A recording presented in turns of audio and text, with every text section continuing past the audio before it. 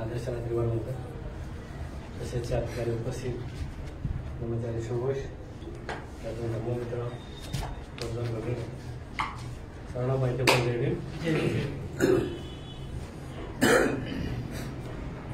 आज आपण या ठिकाणी सप्ताही धर्मवर्गामध्ये आज प्रवचनाची माहिती अवधी आली माझ्यावर, तर त्या ठिकाणी या ठिकाणी आज आपल्याला ठरल्याप्रमाणे धर्मप्रवाहात उतरूया हा जो विषय आहे त्या विषयाला मी न्याय देण्याचा प्रयत्न करणार आहे. आणि आजचा हा विषय आहे म्हणजे धर्मप्रवाहात उतरूया किंवा धम्मजीवन कसे जगायचे हा विषय आपण थोडक्यात या ठिकाणी पाहणार आहे. तर आपल्याला कल्पना आहे डॉक्टर बाबासाहेब आंबेडकरांनी बुद्ध धम्म देऊन 68 वर्ष झाले आपल्याला. त्या 68 वर्षापूर्वी बाबासाहेबांनी हा धम्म दिला होता आपल्याला.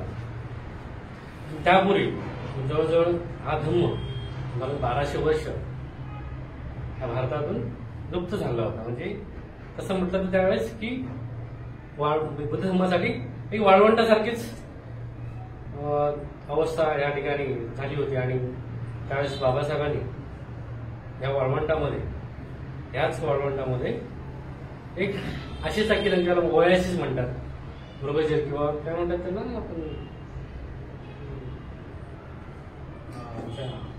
हे रोपटं म्हणजे वाळवंटामध्ये रोपटं असं त्या ठिकाणी पाहिलं. आणि बरोबर बाबासाहेबांनी त्या बुद्ध धम्माकडे आकर्षित झाले. आणि त्यांना जे आकर्षण निर्माण झाल्याचं पहिलं त्यांना जो धम्माचा जो काही फर्स्ट झाला किंवा धम्म त्यांना समजला तो केलिसू गुरुजींनी दिलेल्या पुस्तकाच्या माध्यमातून त्यांना त्या धम्माची जाणीव झालेली आहे. आणि मग बाबासाहेबांनी आता जवळजवळ 21 वर्ष 1935 ते 1956 पर्यंत बुद्ध धम्माचा अभ्यास केला, म्हणजे बुद्ध धम्म जाणून घेण्याचा प्रयत्न केला. आणि 14 ऑक्टोबर 1956 आपल्याला बुद्ध दाखवला, म्हणजे आपल्याला बुद्धाचं त्या धम्माचं दर्शन दिलं, हे धम्म दर्शन दिलं आपल्याला, हे धम्म दाखवलं आपल्याला. आणि तोच धम्म आपल्याला बाबासाहेबांनी त्यांनी जो काय आत्मसात केला, त्यांनी जो काय शिकलं, त्यांनी जे काय अनुभवला तो आपल्या अनुयायांना 1956 त्यांनी देण्याचा प्रयत्न केला आणि दिला. आणि त्या ठिकाणी बाबासाहेबांनी काय केलं होतं, स्वतः चंद्रमणीकडून दीक्षा घेऊन त्यांच्या अनुयायांना बाबासाहेबांनी दीक्षा दिली होती. आणि चंद्रमणी दीक्षा दिली नाही. तर बाबासाहेबांनी उभे राहून मग आता माझ्याबरोबर कोणाकोणा दीक्षा घ्यायची आहे असं त्यांनी हात वर करा अशा प्रकारचं बाबासाहेबांनी त्या ठिकाणी आपलं आवाहन केलं. आणि त्याच ठिकाणी बाबासाहेबांनी एकच गोष्ट केली, क्रांती केली की असं मी आता बौद्ध झालोय, मी इतरांना दीक्षा देऊ शकतो, ही गोष्ट त्या ठिकाणी केली. म्हणजे बाबासाहेबांना धम्म फार समजलेला होता. आणि तो धम्म त्या ठिकाणी दुसरी एक क्रांती केली बाबासाहेबांनी, प्राविश प्रतिज्ञा दिल्या. आणि ही जागतिक बौद्ध धम्मामध्ये ही मोठी क्रांती होती. कारण प्राथमिक लेवल आपण जर पाहिलं तर बुद्ध धम्माची दीक्षा त्रिसर्व पंचशीलीत दिली जाते, दुसऱ्या कोणत्याही प्रकारचा त्या ठिकाणी दीक्षा दिली जात नाही. तरी पण त्या ठिकाणी दीक्षा देताना बाबासाहेबांनी प्राविश प्रतिज्ञाचा दीक्षा दिली. आणि ही मोठी क्रांती होती बाबासाहेबांनी केली बौद्ध धम्मामध्ये. आणि खरंच बाबासाहेबांना जो बौद्ध धम्म कसा कळला होता हे आपण त्यातून पाहू शकतो की खरंच बाबासाहेबांनी त्या ठिकाणी खूप मोठ्या खोलवर सखोल असं बुद्ध धम्माला आत्मसात केलं होतं, जाणून घेतलं होतं.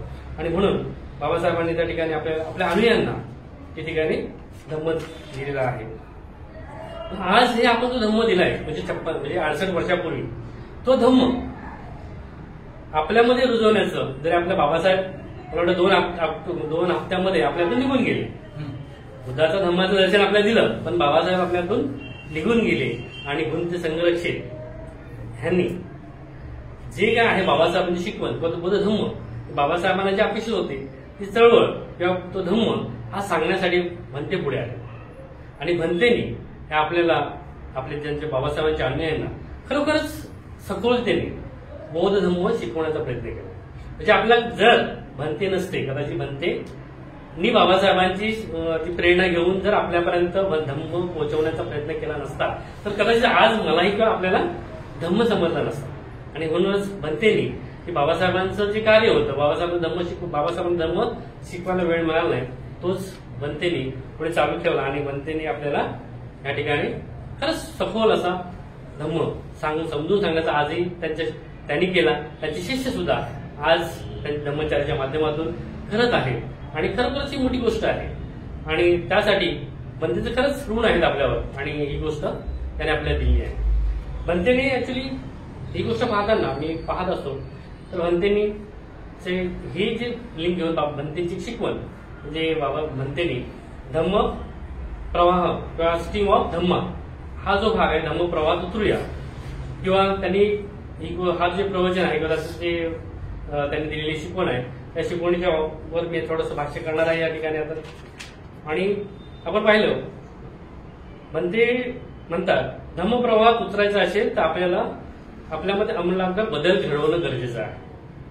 तर धम्मप्रवाहामध्ये उतरायचं आहे तर त्यासाठी आपल्याला बदल घडणं गरजेचं आहे आणि त्यासाठी बनते एका नदीची उपमा देत आहेत.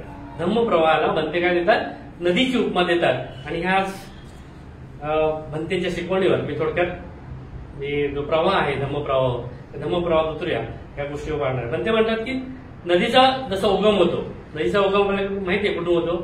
डोंगरातून होतो, जसं आपण महाबळेश्वरच्या डोंगरातून होतो किंवा उत्तर प्रदेशामध्ये त्या बर्फामुळे सुद्धा मोठ्या मोठ्या नद्या वाहतात. तो नदीचा उगम होत असतो. तसा ही बनते म्हणतात की बुद्धाच्या धम्माचा सुद्धा उगम झालेला आहे. तो उगमाचं स्थान कोणतं आहे? उगम कुठून आलाय? तर बुद्धाच्या बोधीतून, बुद्धांच्या निर्वाणातून हा धम्माचा उगम झालेला आहे असं त्या ठिकाणी बनते त्या ठिकाणी म्हणतात. आणि बनते म्हणतात आणि ही जी शिकवण आहे ती त्यांनी त्यांच्या जे काही धम्म आचरण किंवा त्यांचं जे ध्यान आहे त्या ध्यानातून निर्माण झालेली ही शिकवण आहे आणि ती शिकवण बुद्धांनी त्यांच्या प्रवचनातून दिलेली आहे, शिकवलेली आहे किंवा आपल्यापर्यंत पोहोचवण्याचा प्रयत्न केला आहे. पण तिचं ओरिजिनल कुठे आहे? धम्माचं बुद्धांच्या बोधी प्राप्तीतून किंवा निर्वाण प्राप्त झाले त्या तिथपासून तर हा जो प्रवाह आहे जो धम्माचा आहे तो आपल्यापर्यंत पोहोचलेला आहे.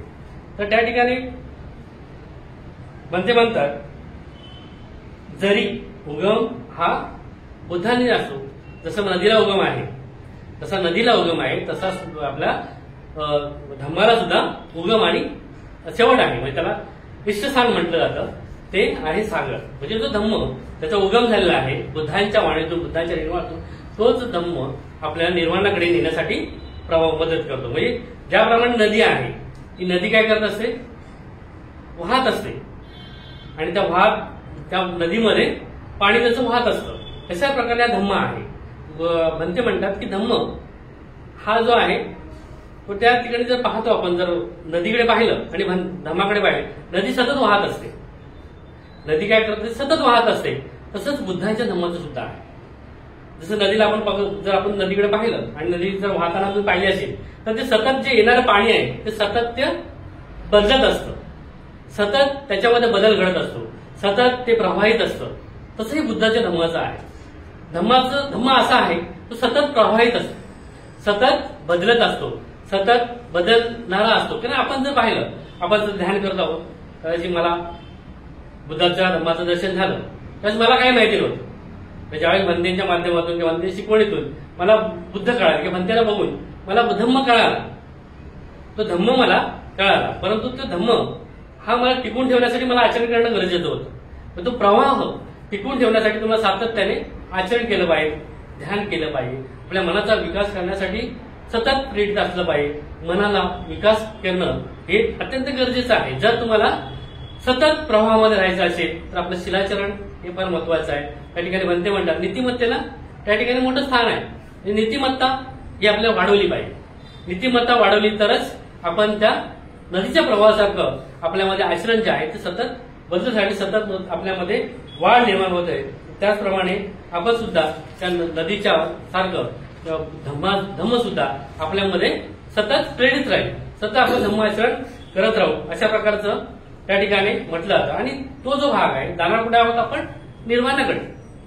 आणि म्हणतात निर्वाण, आपण कधी कधी निर्वाण शब्द वापरतो बऱ्याच वेळा, परंतु निर्वाण म्हणजे हे निर्वाण कधी प्राप्त करायचं आहे जिवंतपणे. कधी कधी त्या ठिकाणी आपण निर्वाण झालं म्हणून म्हणतो किंवा बुद्धवाशी म्हणतात आपल्याकडे शब्द, तसं नाहीये. तर निर्वाण हे जिवंतपणेच अचीव्ह केलं जातं आणि त्या निर्वाणासाठीच आपण हे जरी प्रयत्न आहे ते धम्माचे प्रयत्न आहे, धम्म जे आपण सातत्याने आचरण करत आहोत ते कशासाठी करत आहोत तर आपल्या निर्वाणाकडे जायचंय, आपल्याला बोधी प्राप्त करायचे, आपल्याला जो बुद्धाचा धम्म बुद्धाने सांगितलंय त्याप्रमाणे ते आचरण करून आपल्याकडे बोधी प्राप्त करायचे, निर्वाण प्राप्त करायचे आहे, त्यासाठी आपण या ठिकाणी जात असतो असे म्हणते म्हणतात. आणि जर पाहिलं ते सातत्याने प्रयत्न जर केले नाही तर आपल्यामध्ये बदल घडणार नाही. हे सातत्य आहे, धम्माचं आचरण हे सातत्य आहे. जर सातत्याने आपण प्रयत्न केले नाही तर आपण बदलणार नाही, अशा प्रकारचं या ठिकाणी म्हणतात. ज्याप्रमाणे आपण दुसरी गोष्ट बंद सांगतायत की नदी हे स्वच्छ करते. हे जे आपण नदीमध्ये आंघोळीला गेलो नदीमध्ये तर आपण स्वच्छ होतो, आपल्यामध्ये कोणत्या प्रकारची त्या ठिकाणी घाण राहत नाही अंगावर. त्याचप्रमाणे म्हणते म्हणतात त्या ठिकाणी धम्माचं सुद्धा असं आहे. म्हणजे धम्म आचरण जर आपण करत असाल, आपण धम्माचं आचरण करत असू, धम्म आपल्याला शुद्ध करण्यासाठी मदत करतो. आपल्या शरीराची म्हणजे आपल्या वाणीची, आपल्या कायाची, आपल्या मनाची शुद्धी कुठून होते असते तर आपण धम्म आचरण करणारे म्हणजे आपल्या मनामध्ये असणारे राग, द्वेष आणि अज्ञान ह्या ज्या गोष्टी आहेत या गोष्टी कशामुळे शुद्ध होणार आहेत तर ध्यान केल्याने, पंचशीलाचं पालन केल्याने आपण ते काय करतं, आपलं जे मन आहे ते मन संस्कृत शुद्ध होतं आणि ते मन शुद्ध झालं, मन परिवर्तन झालं, मनामध्ये बदल झाला, मनामध्ये विकार जर नसते झाले तर आपण शुद्ध होण्यासाठी शुद्ध होत असतो. आणि आपलं जे आचरण आहे ते दिवसेंदिवस कुशलाकडे जात असतं. म्हणजे अकुशल आपल्यापासून निघून जातात. तर आपण या ठिकाणी पाहतो, आपण पंचशील म्हणतो त्याच्यामध्ये 3 कायेचे आहे, 1 वाचेचं आहे आणि 1 मनाचं शील आहे. आणि धम्मचाऱ्यांना दशशील दिलं जातं आणि दशशीलाच्या माध्यमातून आम्ही किंवा आपण सर्वजण त्याच मार्गाकडे जाणो तर ते आपलं आचरण हे शुद्ध करण्याचा प्रयत्न करत असतो. आपण आचरण जे आहे तर कुशलाकडे नेण्यासाठी प्रयत्न करतो आणि आपण पुढे जात असतो. आपण ती जी तयारी करत असतो, जे काही आपण आपलं आचरण कुशल करत असतो ते आचरण आपल्याला निर्वाणाकडे, बोधीकडे नेण्यासाठी आपण त्याचा प्रयत्न करत असतो. तर ही मनाची आंतरिक शुद्धता आहे. ही मनाची आंतरिक शुद्धता आपण धम्माच्या माध्यमातून पार पाडतो. जसं नदीच्या पाण्याने आपलं शरीर शुद्ध होतं, तसंच धम्म आचरणाने आपलं मन हे शुद्ध होत असतं आणि आपलं हळूहळू आपलं जे अकुशलित मन आहे, जे अकुशल मन आहे त्या आंतरिक मनाला आपण शुद्ध करण्यासाठी त्या धम्माचा वापर करत असतो. धम्म आपण शिकून समजून घेत असतो आणि त्याप्रमाणे आपण काम करत असतो. तर आता हे धम्म आता आपण जिकडे पाहतात ना, आपण आपल्या हे पाहत असताना आपण दुसरी गोष्ट पाहत असतो. नदीकडे जर पाहिली, आता नदी जर वाहत नसेल, म्हणतात नदी वाहत नसेल तर नदीचं काय बनतं, डबकं बनतं. आणि डबक्याचं काय होतं, त्या डबक्यामध्ये दुर्गंधी येते आणि त्या दुर्गंधी येत असेल तर आपण त्या डबक्याकडे पाहणार पण नाही, त्या डबक्याकडे आपण जाऊ शकतो. तसंही आपलंही सुद्धा आहे. जर खरंच आपण धम्म आचरण करत नसू किंवा आपण ध्यान करत नसू, आपण पंचशीलाचं पालन करत नसू, आपण जी धम्म शिकवण आहे, धम्म आहे तो जर आचरण आणण्याचा प्रयत्न करत नसू, जर आपण सदाचाराचं जीवन जगत नसू तर आपलं सुद्धा या डबक्यासारखंच होईल. म्हणजे आपण कधी आपला धम्म मिळाला असतो, आपण कधी शिकवण ऐकलेली असते, परंतु आपण त्याचं वारंवार त्याच्यामध्ये बदल घडवत नाही, कारण ते वारंवार आचरण करत नाही. आणि आचरण न केल्यामुळे काय होतं, डबकं बनतं आणि डबकं कुठे शेवटी जातं संसाराकडे. कोणता आपला डबका, तर घर आहे आपलं, कुटुंब आहे आपलं आणि ते कुटुंब मग त्या डबक्याकडे जातो आणि मग आपला विकास खुंटतो. म्हणजे आपण धम्म आचरण जर नाही केलं तर आपण सुद्धा अशा प्रकारे डबक्याची आपली अवस्था होते आणि आपण घरामध्ये शांत निवांत बसतो आणि आपलं काम करत असतो. तर ही जी बाब आहे ती खरंच महत्वाची बाब आहे. ज्यावेळेस मी म्हणतो त्यावेळेस मला भंतेने सांगितलं, त्यावेळेस भंतेनं मी पाहिलं 1992ला, तेव्हा लहान होतो मी लहान होतो आणि मी त्या भंतेला पाहिल्यानंतर मी त्यांना चेहरा पाहिला होता आणि ते चेहरा पाहून, भंतेकडे पाहून सुद्धा आणि लोकमान्यांचं प्रवचन ऐकलं होतं. मग ते पाहून मला प्रेरणा मिळाली. ते पाहून मला प्रेरणा मिळाली आणि ती प्रेरणा सतत मी प्रयत्न करत राहिलो. मग त्यावेळेस विद्यार्थी होतो तरी सुद्धा प्रयत्न केले. 1995 पासून मग धम्ममित्रासाठी विनंती केली. 2001ला धम्ममित्र झालो आणि आता धम्मचारी झालो. जर हे मी थांबवलं असतं तर माझी अवस्था त्या डबक्यासारखी झाली असते, म्हणजे घरातच राहिलो असतो. ठीक आहे, जरी आज त्या पद्धतीने कदाचित वेळ गेला असेल, परंतु जे सातत्य आहे, धम्माचरणाचं सातत्य आहे, ध्यानाचं सातत्य आहे, जे शिलाचरणाचं नैतिकतेचं जे सातत्य आहे, ते सातत्य सतत ठेवण्याचा प्रयत्न केल्यामुळे आज मी कदाचित थोडासा डबक्यातून बाहेर येण्याचा प्रयत्न करतोय. मी माझं जीवन हे सुंदर बनवण्याचा प्रयत्न करतोय. माझं जीवन मी त्या ठिकाणी थांबवले नाहीये. आणि हे आपण काय करत असतो तर थांबवतो, आपलं जीवन थांबले जातं आणि म्हणून आपण पुढे येत नाही, किंवा आपल्या जीवनामध्ये अमूलाग्र बदल जे आहेत ते होत नाहीत. त्यामुळे आपला संसार पण सुखाचा होत नाही, एकतर आपल्या कोणत्याही गोष्टी सुखाच्या होत नाहीत, आपण धम्म आचरण पण चांगल्या पद्धतीने करू शकत नाही, संसाराकडे पण आपलं तेवढं लक्ष नसतं आणि आपण गोंधळलेल्या अवस्थेमध्ये आपलं जीवन चाललेलं असतं. आणि म्हणून की जर आपण पाहिलं तर आपल्या आयुष्याचं डबकं न देता, बनू न देता आपण त्या ठिकाणी सतत प्रेरित असलं पाहिजे धम्म आचरण धम्म शिकण्यासाठी, धम्म जाणून घेण्यासाठी, त्याचं आचरण करण्यासाठी. पण हे जे गोष्ट करत असताना आपल्याला ओढ पाहिजे. एखाद्या गोष्टीची आपला ओढ असेल तरच आपण करणार आहोत, जर ओढ नसेल आपल्याला तर आपण एका जागी ठप्प राहणार. आणि जर ठप्प राहणार असो, जर ठप्प राहिलो तर आपल्यामध्ये प्रगती होणार आहे, आपल्यामध्ये बदल होणार आहे का? आपल्याकडे बरेच शिकलेले लोक आहेत, खरंच त्यांचे मानसिक विकास झालेला आहे का? नाही झालं. कारण ते मोठे शिकलेले आहेत, कमवत आहेत, पैसे खूप आहेत, परंतु डबक्यासारखे आपल्या घरामध्ये बसून आहेत आणि ते त्यांचं जे जीवनाचं डबकं झालेलं आहे. पण आपण जे आहे, जे भक्तींचे अनुयायी आहे किंवा बाबासाहेबांचे अनुयायी आहेत, ते आपण सातत्याने प्रयत्न करत आहोत. जरी पडतो आहोत, उडतो आहोत, पुन्हा प्रयत्न करत आहोत. आणि आपण आपलं जीवन आहे, कारण आपल्याला ओढ लागली, आपल्या सदाचाराची ओढ लागली, आपल्या ध्यानाची ओढ लागली, आपल्याला पंचशिलाची ओढ लागली, आणि म्हणून आपण प्रयत्न करत असतो. आपण त्या मार्गावर चालण्याचा आणि धम्म समजून घेण्याचा हा जो भाग आहे तो महत्वाचा आहे. अडथळे खूप येणार, कारण अडथळे हा येणारच. आपलं जीवन आहे, कदाचित तुम्ही पहिल्यांदा काही लोक आले असतील, सुरुवातीला धम्म प्रवचन ऐकलं असेल, नंतर वाटायला नको, ते कंटाळा पण आला असेल. कदाचित काही लोक म्हणणार जाऊ दे, कशाला जातोस, काय तिकडे बसून मिळणार तुला, काय ध्यान करून मिळणार. अशा प्रकारचे अडथळे जीवनामध्ये येत राहतात आणि अडथळ्यामध्ये जर अडकलो तर आपलं जीवन थांबतं. परंतु काही लोक त्याच्यातून बाहेर काढतात. ठीक आहे, काही लोक तुम्हाला कन्फ्युज करण्याचा प्रयत्न करतील, काही लोक तुम्हाला त्यातून परावृत्त करण्याचा प्रयत्न करतील आणि हे अडथळे घरामध्ये पण अडथळे येतात. सतत पती बाहेर असेल तर पत्नी विचारतो पुढे सारखं रोज चाललं, ह्या भाग असतो. आणि हे अडथळे तुम्हाला तिथे थांबवले जातात. आणि कदाचित त्या अडथळ्यावर मात करून जर आपण पुढे आलो आणि जर आपण धम्म आचरण करू शकतो चांगल्या प्रकारे, परंतु अडथळ्यामध्ये राहिलो तर पत्नी काय घरचे म्हणतात ना नको जाऊ, नाही जात, किंवा इतरांना चांगलं वाटावं म्हणून मी जात नाही, तर मग आपलं प्रगती होणार नाही. अशा प्रकारचा जर आपण प्रयत्न केला आणि काही गोष्टी केल्या तर ठीक आहे, काही गोष्टी उशिरा होतील, परंतु आपण धम्माच्या मार्गावर हळूहळू होऊ शकतो, धम्म जाणून घेऊ शकतो, आपल्या धम्माचं चांगल्या प्रकारे दर्शन होऊ शकतं.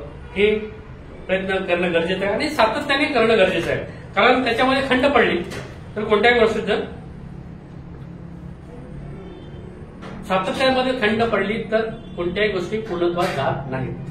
म्हणजे बुद्धांनी उद्धवत्वासाठी पण प्रयत्न केले होते आणि म्हणून ते निर्वाणाकडे पोहोचले. ध्यानाच्या माध्यमातून ते निर्वाणाकडे पोहोचले, त्यांनी बोधी प्राप्त केली, ते निर्वाण प्राप्त केलं. पण ते सातत्याने करत आहेत. आज आपल्याकडे आदर्श आहे, भंतेने सतत प्रयत्न केले म्हणून आज संघाची निर्मिती झाली. सातत्य आहे, भंतेने ते प्रयत्न केले, बाबासाहेबांनी सतत 21 वर्ष प्रयत्न करून हा आपल्याला धम्म दाखवलेला आहे. तर सातत्याने प्रयत्न करता आपण सुद्धा पुढे जाऊ शकतो आणि आपल्यामध्ये प्रगती होऊ शकतो. तर ही हा भाग आहे आणि त्यासाठी आपल्याला धम्म ह्याच्यामध्ये धम्म किंवा नदीमध्ये म्हणतात, नदीच्या पात्रामध्ये आपलं उडी मारायची आहे. जर आपण कधी कधी या सगळ्या अडथळ्यांना बघून काय करतो आपण, तर त्या काठावरच बसून राहतो, पण नदीमध्ये उडी मारत नाही. कदाचित आपल्याला भीती असते त्या नदीमध्ये बुडून जाऊ का, कारण आपल्याला पोहता येत नसतं, मग आपण कदाचित भीती वाटते की आपण त्या नदीमध्ये बुडून सुद्धा जाऊ शकतो. अशाच प्रकारे धम्माचं सुद्धा धम्म आचरण करताना आपण अशा प्रकारची आपली अवस्था निर्माण होते. आपल्याला भीती वाटते, खरंच त्या ठिकाणी जाऊन टाइमपास होणार तर नाही ना? खरंच त्या ठिकाणी मला धम्म मिळणार आहे का? खरंच माझा विकास होणार आहे? ही शंका पण असते आपल्याला. आणि त्याच्यामुळे आपण त्याच्यामध्ये उडी मारण्याचा प्रयत्न करत नाही. आणि जे काही उडी मारतात ते धम्म शिकण्याचा ज्या ठिकाणी प्रयत्न करत असतात. तर आपल्याला सुद्धा तसा उडी मारायची आहे, प्रवाहामध्ये उडी मारायची आहे. आणि प्रवाह उडी मारून आपल्याला तो धम्म आहे तो धम्म जाणून घ्यायचा. व धम्म उडी मारायचं काय? तर धम्म शिकवायचं आहे, चिबरला जायचं आहे, वर्गाला जायचं आहे, सतत बदल करायचा आपल्यामध्ये. तर ह्या प्रकारे आपण धम्म जाणून घेऊ शकतो.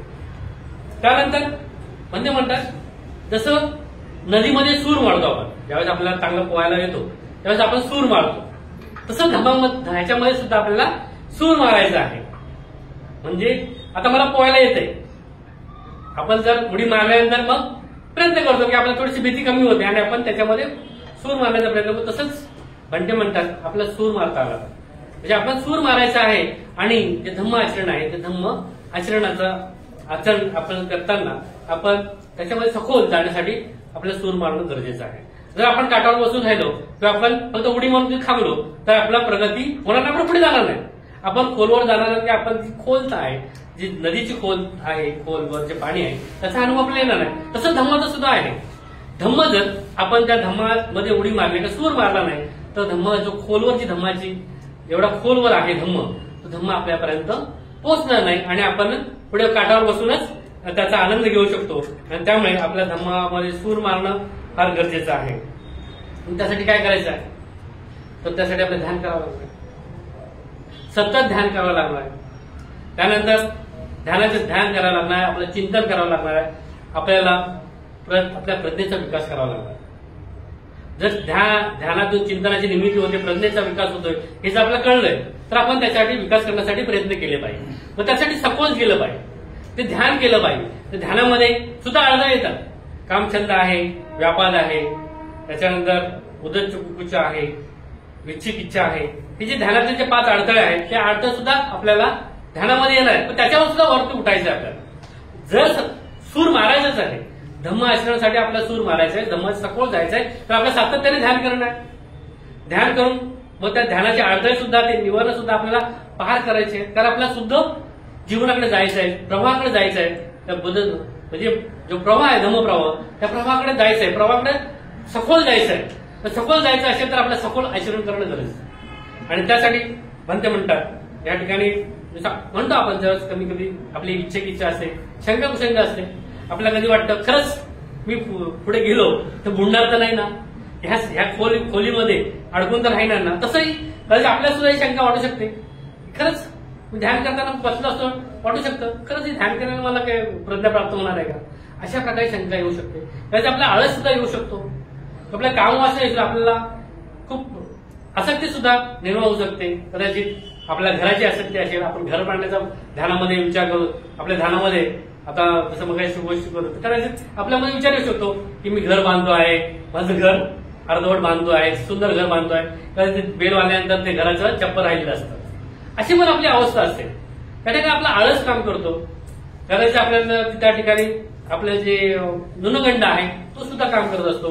का करायचं आहे, ह्या सगळ्या गोष्टी जर आपण ह्या गोष्टीतून वरती आलो नाही, ह्या गोष्टीवर काम केलं नाही, आपल्या ध्यानाच्या अडथळ्यावर जर काम केलं नाही तर आपण ध्यानामध्ये आपल्या धम्मामध्ये सखोल असं आपण उतरणार नाही किंवा सखोल असं धम्म जाणून घेणं आपल्याला शक्य होणार नाही.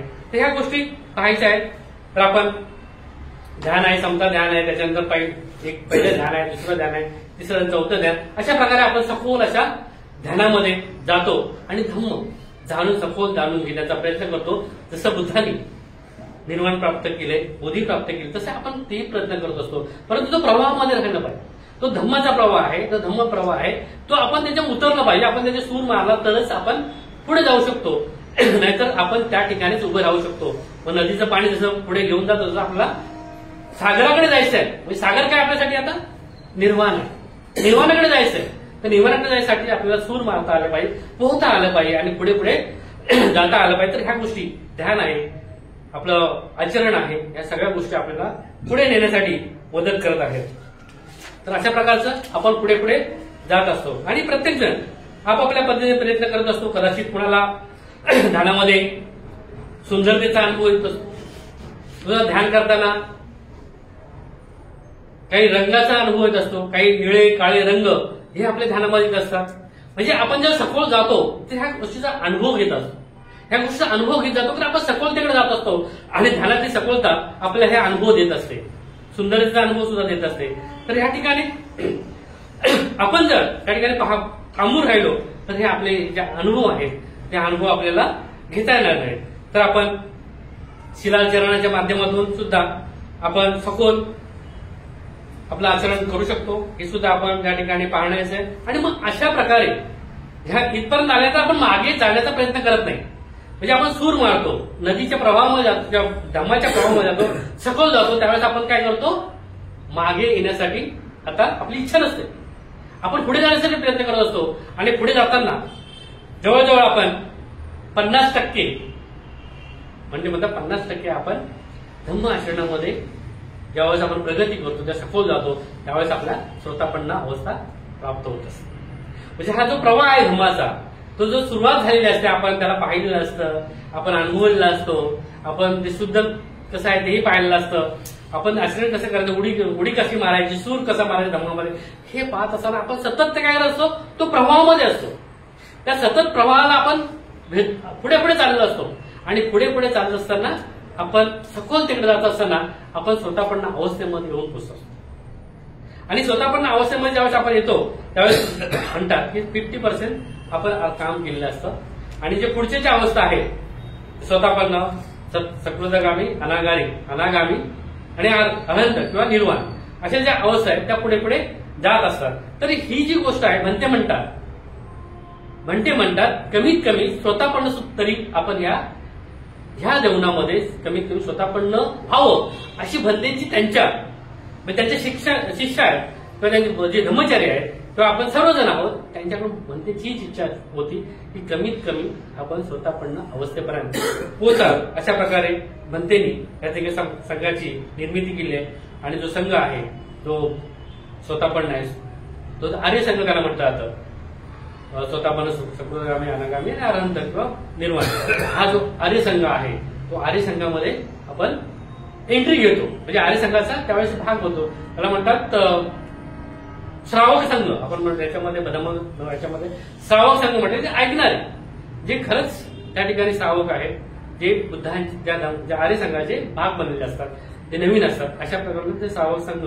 आणि म्हणजे आपण याच्यामध्ये गाथेमध्ये आहे संघाच्या उजूपट्टीपर्यंत श्रावक ते आहे, तो भाग जो आपण जर पाहिला तर तो तशा प्रकारचं आपण पाहू शकतो. तर अशा प्रकारे आपण पोहोचत असतो, निर्वाणापर्यंत पोहोचण्यासाठी आपण प्रयत्न करत राहत असतो. आणि या ठिकाणी एक प्रसंग आपल्या सर्वांनाच माहिती आहे, संघाच्या वतीमध्ये आल्या म्हणून बाबासाहेब 12 ऑक्टोबरला 1956 जेव्हा चंद्रमणी वगैरे सगळे आले होते, नाश्त्याला बसले होते श्याम हॉटेलमध्ये नागपूरला. आणि बाबासाहेबांनी एक प्रश्न चंद्रमणी यांना म्हटले की म्हणते मला एक प्रश्न विचारायचा आहे तुम्हाला. तर मी बाकीचं बुद्ध आणि धम्माला शरण जाईल परंतु संघाला शरण जाणार नाही, अशा प्रकारचा प्रश्न टाकल्यानंतर म्हणतात चंद्रमणी काही संत्राची फोड होती ती तोंडात टाकत असेल ती खाली पडली.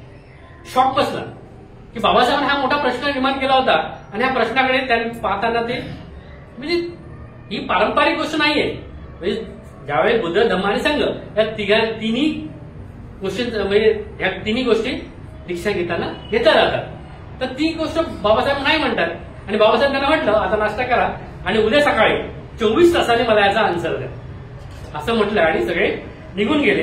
आणि खरंच दुसऱ्या दिवशी 13 तारखेला बाबासाहेब ज्यावेळेस नाश्त्याला बसले तेव्हा हाच प्रश्न बाबासाहेबांनी त्या भिक्षू संघाला किंवा त्यांचे देवचंद्र त्यांचे आणले होते त्यांना विचारला, परंतु त्यांना त्यांचं उत्तर नव्हतं. मध्ये वामनराव गोडबळे बाबासाहेबांना म्हणाले बाबासाहेब मी सांगू का? तर बाबासाहेब म्हणतात मामा तुला काय माहिती कळतं गप्प बस, की त्यांना सांगू दे, म्हणते या ठिकाणी आहेत. परंतु ते म्हणतेनं सांगता येत नाही. त्यावेळेस शेवटी बाबासाहेब म्हणतात वामन तू सांग. त्यावेळेस बाबासाहेब सगळे एकच म्हणायचे. तर बाबासाहेब म्हणतात बाबासाहेब आपल्याला त्या आर्य संघाला जायचं, आपल्याला भिक्षू संघाला जायचं नाहीये, तर तो आर्य संघ आहे, तो बुद्धांचा संघ होता. त्याच्यामध्ये स्वतःपन्न आहेत, चक्रोधगामी, अनागामी आहेत, अनंत आहेत, अशा लोकांच्या संघाला शरण जायचं होतं. त्या बाबासाहेब म्हटलं बरोबर हेच उत्तर बाबासाहेबांना त्या ठिकाणी अपेक्षित होतं आणि बाबासाहेबांनी त्यावेळेस धम्म संघाला शरण जाण्याचा विचार केला आणि त्यावेळेस खरंच त्या ठिकाणचं जे वातावरण होतं ते आनंदमय झालं. तर अशा प्रकारे हा जो भाग आहे तो भाग आपण पाहिला पाहिजे. त्यावेळेस बाबासाहेब म्हणतात त्रिरत्न बौद्ध महासंघामध्ये मग अशी म्हटल्याप्रमाणे की स्वतःपर्ण झालं पाहिजे. अशा प्रकारचं ज्यावेळेस स्वतःपर्ण तुम्ही होता त्यावेळेस तुमचे धम्मचक्षु जे ओपन होतात अशा प्रकारे म्हटलं जातं. तर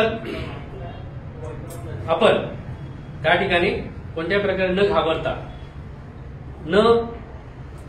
कोणत्याही प्रकारे न अडथळा निर्माण होता आपण त्या जसं धम्म आहे, धम्म जो मार्ग आहे, जो धम्माचा प्रवाह आहे, तर सतत आपण त्या धम्माच्या प्रवाहावर पुढे पुढे जात असतो. आणि मग त्या म्हणतात कधी काहीतरी 7 फेऱ्या किंवा स्वतःपर्ण व्हायला लागतात, तर तो भाग त्या ठिकाणी आहे. तर आपण हे पाहिलं पाहिजे. आता जर आपण स्वतःपर्ण नाहीये, आज आपण कुठेच नाहीये, आपण कदाचित आपण समजू आपण नवशिक्के आहोत, आपण या धम्माच्या प्रवाहामध्ये चाललो आहोत, नवशिक्के आहोत. जेव्हापर्यंत खराखुरा बोध कधी होतो तो स्वतःपर्ण होईल तेव्हा त्याला म्हटलं जातं तो खराखुरा बोध आहे.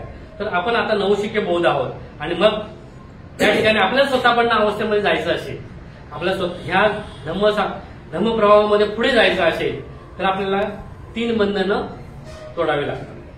जी स्वतःपन्न अवस्थेपर्यंत पोहोचवण्यासाठी 3 बंधन आणि उलट पुढे जाण्यासाठी 10 बंधनं असतात किंवा संयोजन असतात. तर आपण स्वतःपन्न अवस्थेमध्ये जाताना 3 बंधनं तोडल्या जातात. त्यातली पहिले सत्कार दृष्टी असते पहिली, दुसरी इच्छिक इच्छा आणि शीलवर्त परामर्थ. त्या ठिकाणी आपण सत्कार दृष्टी पाहिजे न बदलण्याची वृत्ती आहे, आपण बदलायला तयार नसतो. आपण काय करतो, मी असाच आहे, कधी कधी म्हणतो ना मी अशीच आहे, माझा आवाज असाच आहे. तर ही जी गोष्ट आहे ना ही आपल्यामध्ये सूक्ष्म आली वरचवरची आली तरी ती बदलायला तयार नसतं. मीपणा त्याच्यामध्ये दडलेला असतो, आपण मीपणा अहंकारामध्ये असतो, त्यामुळे आपण बदल नाही. मग त्यावेळी बदलाची आत्मवृत्ती म्हणतात त्याला. आत्मा जसं आहे कधी हिंदूमध्ये आपण म्हणतो आत्मा हा ते ठोस मानतात, पण तसं नाहीये. आपण आत्मवादी नाहीये, तर आपण काय करतो परिवर्तनाचा अनित्यतेचा सिद्धांत घेतलेला आहे. किंवा बाबासाहेब म्हणतात की आपण या ठिकाणी त्याला आत्मवादी नाहीये, तर निरात्मवादी आहोत, आपण परिवर्तनवादी आहोत, बदलायला आपण तयार झालेलो लोक आहोत. तर आपण ही जो गोष्ट आहे, हा जो सत्कार दृष्टी, ती आपण न बदलण्याची वृत्ती आपण सोडणं गरजेचं आहे.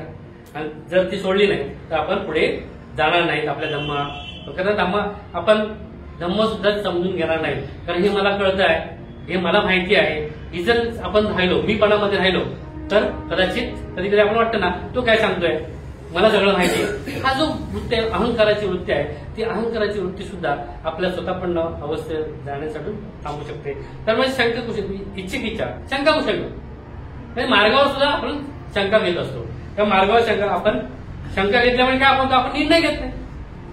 आपण जर निर्णय घेतला पाहिजे, म्हणतात ना जर तुम्हाला ह्या धम्म प्रवाहामध्ये उतरायचं आहे आणि धम्म जाणून घ्यायचं आहे, तर आपण निर्वाणाची भाषा करतो आहोत, तर आपण सकाळी उठताना ध्यानाला उठायलाच आपली मारामारी. जर आपण एवढी मोठी धम्म प्रवाहात आपण उतरायचा, उडी मारून सूर मारून पुढे जायचा प्रयत्न करतो आहोत, स्वतःपण म्हणायचं असेल किंवा निर्वाण प्राप्त करायचे, पण आपला उठता येईल.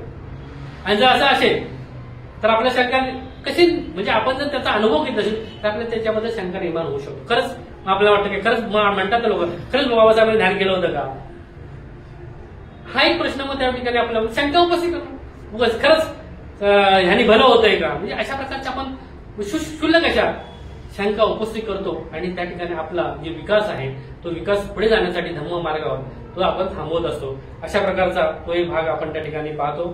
त्यानंतर शीलवर्त परामर्थ आहे तो त्याला वर्त वैकल्य म्हणतात. उपास तापास करणं, नुसतं पूजा अर्चा करणं, कारण काही लोकांना फक्त पूजाच आवडते, तेवढंच करणं आणि त्याच्यातूनच काहीतरी विकास व्हावा असं म्हणतो. की आपण पण हिंदूंना पाहतो की काय करतात ते लोक उपास तापास करतात, काहीतरी मिळालं. आजही जर पाहिलं आपण तर आपले काही लोक घरामध्ये जरी समोर बुद्ध बाबासाहेब असते तर आतमध्ये कोणत्या तरी देवदेवता असतात आणि त्यांचे उपास पौर्णिमा अमावस्येच्या आजूबाजूला करतात, जेणेकरून पौर्णिमेचा उपास केला अशा प्रकारचं काम करत असतात. आणि खरंच बाबासाहेबांनी जो धम्म दिलाय, बाबासाहेबांनी धम्म दिलाय, म्हणते एवढं पण आपल्यापर्यंत पोहोचवलाय, तो कुठेतरी मग आपण त्यापर्यंत आपण पोहोचत नाही का. तर अशा प्रकारच्या ज्या गोष्टी आपल्या प्रयत्नांनी मिळतात त्या गोष्टी आपण उपास तपासून मिळणार नाहीत याच्यावर आपण विश्वास ठेवत नाही. आणि त्यामुळे ही जी गोष्ट शीलवर्त परामर्श सुद्धा त्या ठिकाणी आपलं काम करतो. बाबासाहेबांनी बघा ह्याच गोष्टीतून बाहेर काढण्यासाठी 22 प्रतिज्ञा तयार केली. कारण माझी लोक हिंदू धर्मातून आलेली होती, जो माझा अनुयायी आहे तो हिंदू धर्मातून आलेला आहे. तर हिंदू धर्मात आलेला त्याला सगळा आजही पाहिलं तर आपल्यावर कितीतरी त्या हिंदू धर्म सणासारख्या देवांचा प्रभाव आजही आपल्या लोकांवर आहे. आणि म्हणून 1956 साली बाबासाहेबांनी 22 प्रतिज्ञा देऊन मगाशी म्हटल्याप्रमाणे ती क्रांती केली होती. किती गरज होती, कारण त्यावेळेची गरज होती की बाबासाहेबांना आपल्या समाजाला त्यांच्या अनुयांना त्यातून बाहेर काढायचं होतं. या शीलवर्त परमत हे जे व्रत वैकल्य देव धर्म याच्यातून सगळ्यातून बाहेर काढण्यासाठी 22 प्रतिज्ञा देणं गरजेचं होतं. आणि त्यासाठी त्यावेळेस बाबासाहेबांवर भरपूर टीका झाली बौद्ध देशामध्ये. आणि खरंच ही पारंपरिक गोष्ट नाही आणि त्यावेळी बाबासाहेबांनी टीका सुद्धा करण्यात आली त्यावेळी. परंतु त्याच गोष्टी बाबासाहेबांनी आपल्याला दिली, कारण बाबासाहेबांना माहिती होतं की आपण कोणत्या समाजातून आलेलो आहोत. तर अशा प्रकारे बाबासाहेबांनी बाबासाहेबांना बनतेंना आपण स्वतःपण बनावं असं वाटत असेल. बाबासाहेबांना असं वाटलं असेल, कारण त्यांनी एवढा म्हणजे त्यांनी खूप सखोल असा धम्म दिलाय आपल्याला, सखोलपर्यंत आणून ठेवलंय. म्हणजे त्यांनी जे काय करायचं होतं ते सखोल तिकडे नेण्यासाठी आपल्याला खूप काय प्रयत्न करते. बुद्धांनी त्याचं धम्म देऊन आपल्याला खरंच सखोल तिकडे नेण्यासाठी बाबासाहेबांनी प्रयत्न केले. आज भंतेनी बाबासाहेबांच्या पावलावर पाऊल ठेवून पण बाबासाहेबांची जी शिकवण आहे त्या बाबासाहेबांना अपेक्षित होतं, बाबासाहेबांचे कार्य करायचं होतं ते आपल्या शिरावर घेऊन आज संघ निर्माण केलाय. आणि खरंच त्या संघाच्या माध्यमातून आपल्या धम्म प्रवाहामध्ये त्या प्रवाहामध्ये उतरून आले, त्या प्रवाहामध्ये आपण दाखवलाय, हा प्रवाह दाखवलाय, बुद्ध दाखवले, धम्म दाखवले, संघ दाखवलाय. खरंच तो प्रवाह आपण सातत्याने पार पाडून आपण खरंच ऍटलिस्ट स्वतःपण अवस्थेपर्यंत तरी पोहोचण्याचा प्रयत्न करतो आहोत का हे चेक करणं फार गरजेचं आहे म्हणजे या ठिकाणी.